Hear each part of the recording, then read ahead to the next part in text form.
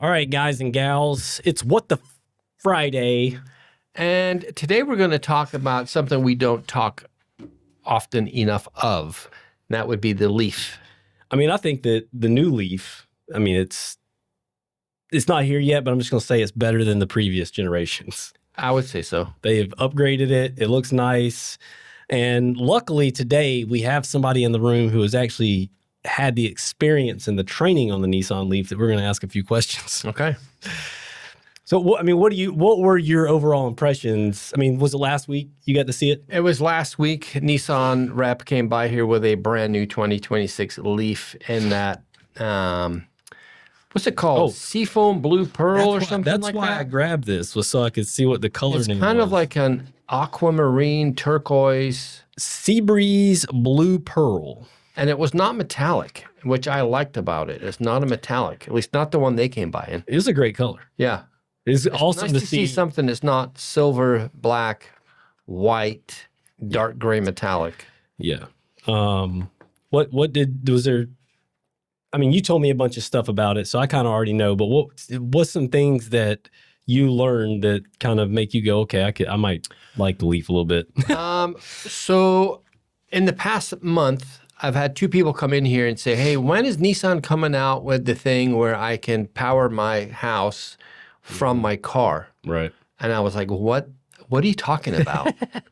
And they're like, well, in Japan, they can use their cars to power up their house. They plug the car into the house somehow, and you can run your, appliances if there's a power outage. And I did not have an answer. So when this guy showed up, I asked him, and he goes, we're not on that same level as Japan yet. He goes, but we do have these 3-pole power outlets. There's one in the trunk, and there is at one of the charging doors up front. I guess there's an adapter that you can get, and you can plug it in there. And then that way you can run an extension cord from your car to your house. So if you have a power outage, you can keep your fridge going, your radio, your emergency radio, etc. But it's not the same level as the Japanese market. It's just you can run an extension cord from the trunk of your Leaf. I mean, I think that is an incredible selling point, because not everybody's going to go out and buy a generator to have on hand just in case something happens. But if I can, that might be the little cherry on top that makes me go, you know what, I'm going to buy the Leaf. Yeah. And it's a grounded outlet. It's that 3-prong, much like the ones that have in Frontiers, but the reserve capacity of your battery in your Leaf is going to last you a lot longer than your Frontier 12-volt battery will. Another nice feature, and the one he brought by, was the liquid crystal sunroof. So it has a glass panel roof. You push a button and you can see through it. You push a button and it darkens in increments with the liquid crystal. I think that's a fancy feature. And it's got the Nissan script logo up there as well, which, nice little detail. Yeah. One thing he did mention was, if you are out and about, you're running errands, and you stop at, I don't know, we'll say Target, and you want to charge your car up, but you don't want to charge it up the whole time you're gone. You want to do like, hey, I don't need anything more than 40% charge to get me home. And then once I get home, I'll plug my car and I can charge it up for a lot cheaper. So on that dash, there's a sliding scale where you can set it all the way down to, say, 40%, so that once you hit that, it will stop accepting the charge, and you won't be paying for more of a charge than what you need. The only thing I don't like about that is you're going to get people that just sit and leave their car plugged in, sitting there for hours. They're out running around doing all kinds of stuff. I could see that being an issue right now because of how many. They should put a launcher in the ground, and if somebody stays too long past the charge time, it just it should be one of those like emergency a catapult bollard thing that just shoots up. Let's see, what else was he saying? He had something else to say about it. What was it he told me? Well, there was the I'd asked you about the opaque moonroof in that thing, wondering if there was any kind of shade or anything to cover to completely black out the interior. If I you did wanted not to. see it. And there isn't. No, there's not. Okay. There's not, which I think is a really interesting thing. I think one of the really neat points that you've pointed out a couple times and that I really like are is the rear end, the tail lights and everything, the way they look. Yeah, and this picture right here from that high up angle, Yeah. it almost looks like the new Z, right? It does. Yeah. I mean, when you see it up close and the 2 and the 3, Yeah. which you That said motif. there's a well, tell them what the guy told you. So random places on the car, there's these 2 bars. I don't know if they're vertical or horizontal, but we'll say they're vertical, and then the 3 are horizontal or vice versa.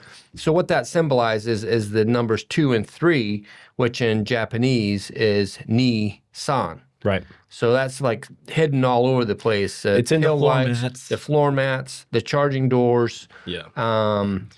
Oh yeah, here's what I remember the guy told me. So it has this new charging setup. It's got 2 charging ports. Yeah. And you are able to use the Tesla superchargers. But he had told the group that Nissan only paid for a certain amount of access to these chargers. Mm-hmm.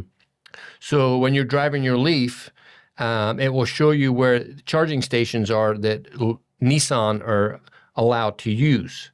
And he was saying, well, there's what he was telling us was there's a Tesla charging station across the street at the shopping center, and he's like, why is it not guiding me to this place? I can see the chargers from my house. And it's because those ones are not on the plan that Nissan is paid for.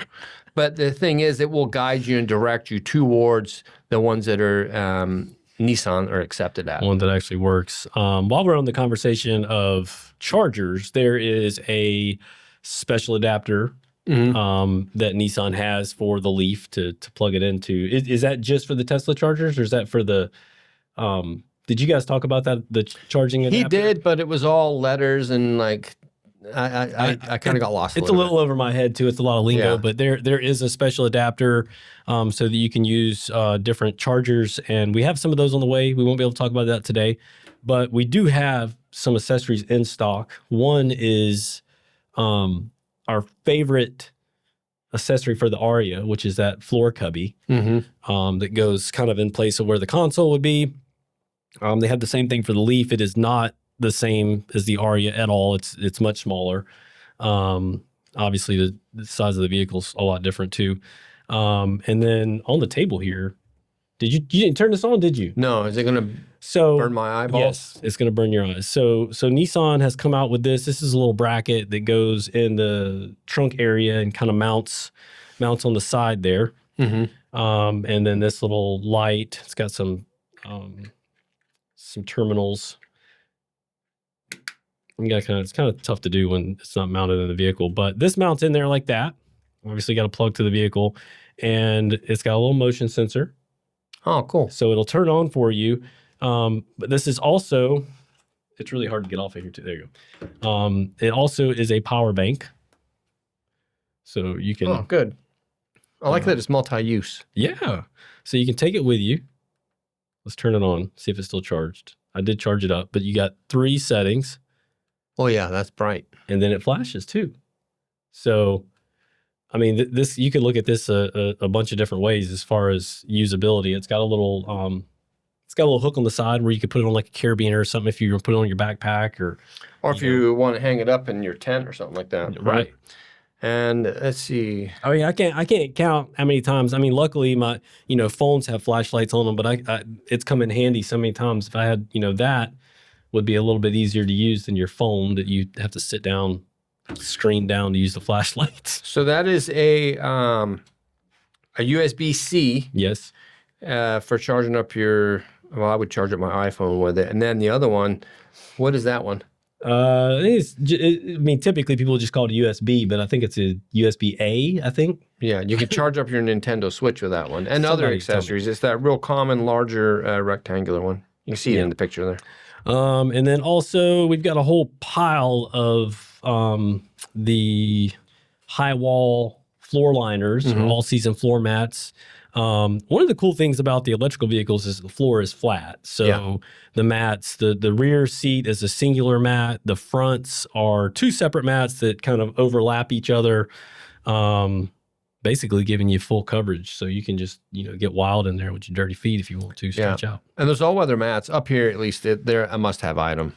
Absolutely. I mean, and I think I don't know how EVs are in your neck of the woods, but here in Olympia, Washington, they are a hot commodity.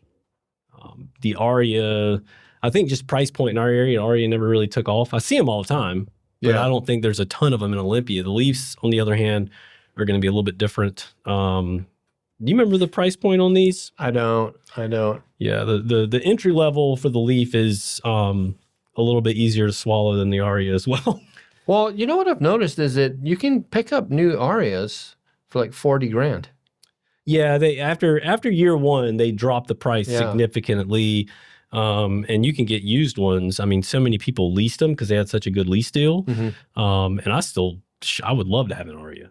Yeah, we're kind of looking at electric now, and we had rented an Ioniq 5. Okay, yeah. And that looks like it should be an entry-level electric car, but they're like $60,000, $70,000 for that thing. I didn't know that. It's ridiculous. Yeah, one of our family friends bought a used Aria from here, and I was talking to the husband not too long ago, and he was telling me that because they still have some gasoline vehicles, and he says that now when he gets in those, it's just such a different experience that he prefers the Aria heads and tails. Yeah, I would imagine after you've had an electric car for a while, you're just like, you get back in your gas-powered car, and you're like, God, this is so archaic.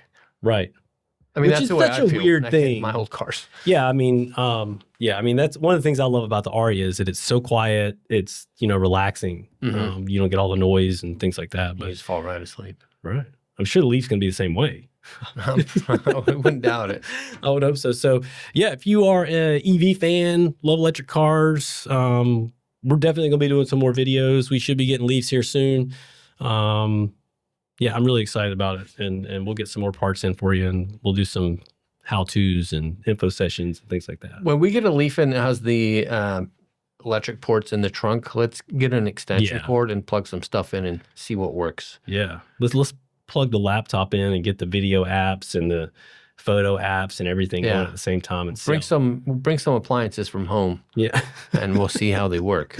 Yeah. Plug in a microwave. That is the ultimate test. The ultimate test. So the ultimate test. All right, guys. Thanks. Hit subscribe, like the video. Like I said, more EV stuff coming. See you soon. Bye.